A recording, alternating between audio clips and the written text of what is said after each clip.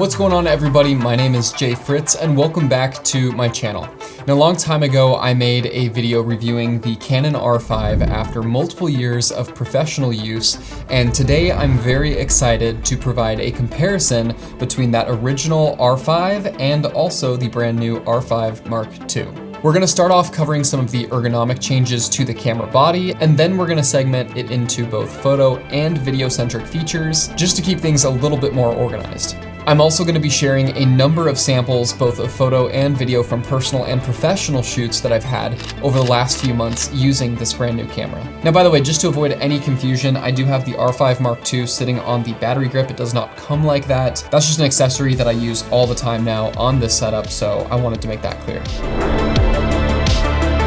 Let's start off with some of the ergonomic changes and general features. The first change that I am super stoked on is just the power button. The on-off switch is now on the right side of the camera, which means it's super easy to turn on and off the camera with one hand instead of having to move your hand up and turn it on and off like you did with the original R5, where that power button sits on the left side. I was always having to take my supportive hand off the lens and onto the camera to swap it back and forth, then move it back. And in that process, you're just doing really weird, awkward movements and supporting a lot of that weight on the front of the camera, which is never the best. I'm so glad that you can just flip it on and off with one hand, and it allows your supportive hand to stay wherever it needs to, on the focus ring, on the zoom ring, wherever you like to rest it off of the camera. Another button that has been changed on the R5 is the photo and video mode. So you actually switch it physically on the camera body, whereas with the original R5, you had a couple steps in the process. You had to hit the mode button and then info, and then select the video mode you wanted to go into. So there were definitely a few more steps with the original R5, but I will say there are times where I really miss the easy way to just swap it with the right hand, whereas now you have to actually take your left hand, swap it from photo to video, and it kind of introduces the same issue I had with the power button when using a long lens like the 600mm prime. You're effectively just having to move your hand back and forth to switch from photo and video mode instead of just being able to do it right here from one hand. But it is nice to have the physical buttons so that you know very clearly if you're in photo or video mode. Now, I do want to follow that up by saying you still can take video while in photo mode.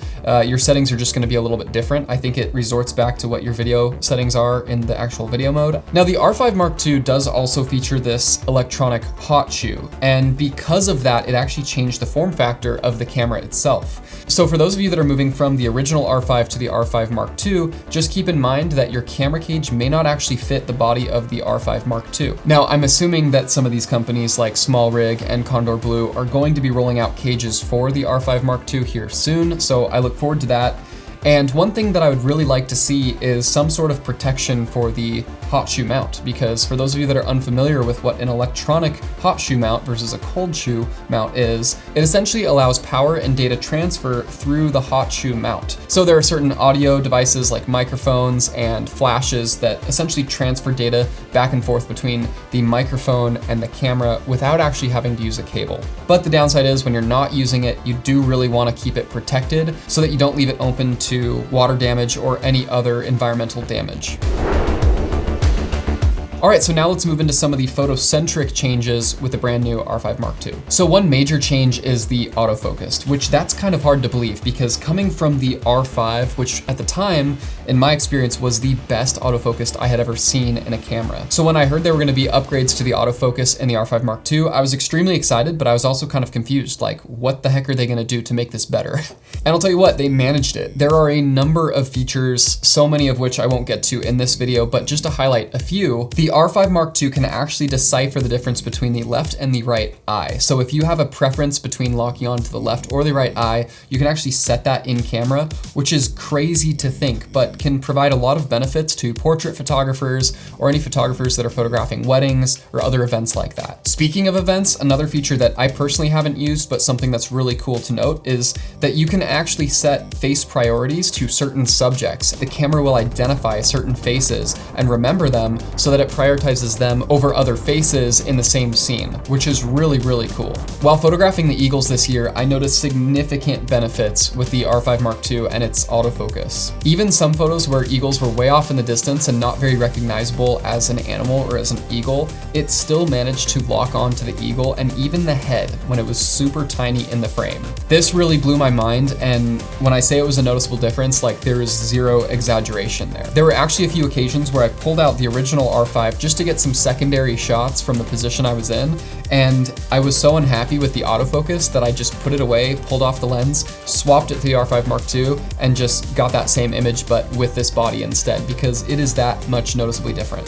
The R5 Mark II also features an electronic viewfinder. This gives it the same capabilities as the R3 with the actual eye tracking that allows it to analyze your eye and where you're looking in the frame, and it will prioritize focus in those areas. This is a feature you have to enable within the settings so that it can actually track and analyze your eye and familiarize with whether you're wearing glasses or not, and also based on the surrounding settings that you're shooting in. So if you go from a really dark environment to a bright environment, you're gonna wanna reanalyze your eye just so that the camera is going to pick up that performance even more effective. Now let's talk about pre-capture. This is a setting I was so beyond stoked about with this camera. This does apply both to photo and video, but for now I'll just focus on the photo benefits to this. Pre-capture can be enabled within the camera's settings. All you have to do is half press and hold down the shutter button to enable this 15 image loop that allows you to constantly capture up to a half a second before you actually press the shutter fully. This provides major benefits to any wildlife photographers, as well as anyone that shoots an action-oriented subject, whether it's fast-moving vehicles, or if you just like to photograph fast-moving subjects. And one thing I found really beneficial is when I was shooting portraits and I was looking for a particular emotion while it's mid-conversation, I could just sit there, half-pressed, waiting for the right moment, and once I see it, I could take the image and know that I captured it without having to just kind of spray and pray like I did before with the original R5. And this has saved me a tremendous amount of storage. I feel like the only downside you're gonna run into is maybe that, while you're half pressing, it is running that camera shutter all the time. So it is probably gonna burn your battery a little bit quicker. But I was able to run with this battery grip pretty much all day when I was out photographing bald eagles. So if you see yourself using the pre-capture mode quite often in the R5 Mark II, I definitely recommend picking up that battery grip just to be safe. Now let's talk about the key differences for video. I really only have a couple here, but I cannot explain to you the weight that these two features carry. First and foremost, and potentially by far the most significant change from the R5 to the R5 Mark II, is the introduction of C-Log 2. This is a videographer's dream, and why it was not introduced to the original R5 was just kind of dumb in my opinion. Of course, that's why they made the R5C, which is dedicated to more video-centric features. But when they did allow C-Log 2 in the R5 Mark II, I was so beyond stoked because it really makes a huge difference in filmmaking capabilities within this camera. So to give you a little bit of a real world reference, I own the R5s and I own the Canon C70. Now I love my C70 for video and it absolutely dominates the R5 on pretty much any day. However, there are a lot of times where the convenience of the small form factor of the R5 on top of the capabilities to also shoot photos outweighed the quality that I got in the C70. So for some jobs or for some scenarios, like when I'm photographing bald eagles and I have this massive lens that I don't really want to be changing camera bodies onto and off of all the time, I was kind of stuck to using the R5 and C-Log 1 or C-Log 3 within it, which really was not that great. It's a lot more difficult to grade than C-Log 2, and one of the biggest benefits of C-Log 2 is that you get increased dynamic range, and that's a massive benefit to have when you're filming. So all in all, C-Log 2 in this camera has been one of the biggest upgrades in my personal opinion as both a professional photographer and videographer. Last but not least, we already covered this for the photo mode, but pre-capture. It works a little bit differently in video modes, but it effectively allows you to do either a 3 or 5 second pre-record capture time. And this is really important, again, for video shooters that are focused on wildlife or high action sports, or just quick paced events that happen where you want to be set and ready. Now, you obviously have to be mindful of where you're pointing the camera, because if your hands are shaking and then you hit record, it's not like it's going to restabilize that. So just keep that in mind if you are using pre-capture and you're really anticipating a moment where you want to record what happened before you actually hit the record button. You're probably gonna wanna be stable on a tripod or just holding somewhat still if you're filming handheld. So that's pretty much it as far as the differences between the original R5 and the R5 Mark II, at least that I've noticed from my hands-on use. And to really close this video, I wanted to answer the question of, is the upgrade worth it? So to answer this question, let's first look at the price.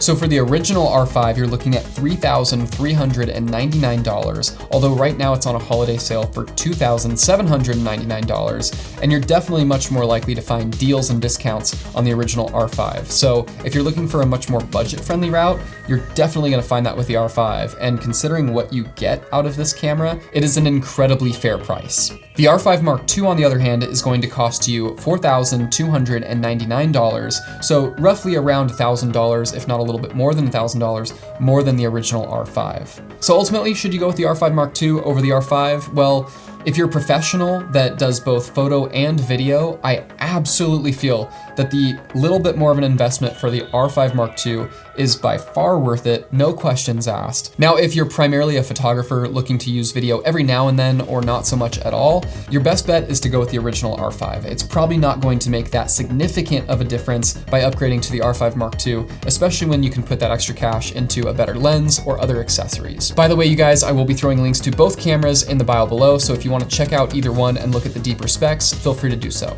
And that's pretty much it, you guys. I really hope that you enjoyed this kind of overview between the original R5 and the R5 Mark II from my personal experience. I hope you guys enjoyed some of the photos and video samples that I included in this video. And if you guys enjoy both photo and video educational content, as well as gear reviews like this one, don't forget to subscribe to the channel. It makes a huge difference to me. It shows me that you guys care, and I'm gonna be planning on releasing a lot more videos now that I have this new space set up. So welcome to the new studio. I hope you guys enjoyed this video and got some value out of it, and we'll see you in the next one. Take care.